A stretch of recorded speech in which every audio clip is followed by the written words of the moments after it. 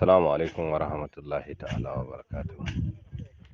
Gurin faɗin kan Hausawa da Hausa barka ku da lokaci da fatan duk wanda cikin wannan gurin mai albarka ya tashi lafiya lau.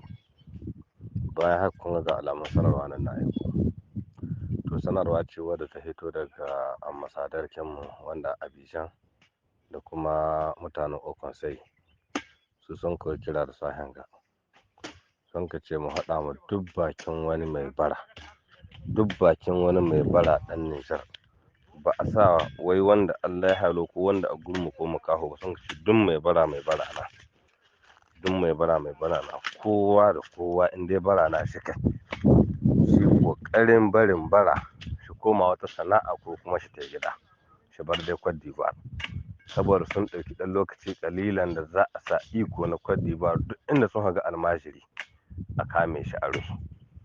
To in an ka rufe shi nan fa Okonsai ba zuwa wurin magana, amma Sada bai zuwa wurin magana tunda an sanar da mutane ba mun kai kowa talauci ba.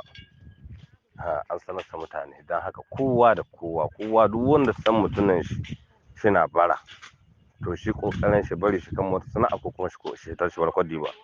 Da an kan mai kwasata babu ambasada mai zuwa babu mutanen Okonsai masu zuwa. Ina muku fata alheri.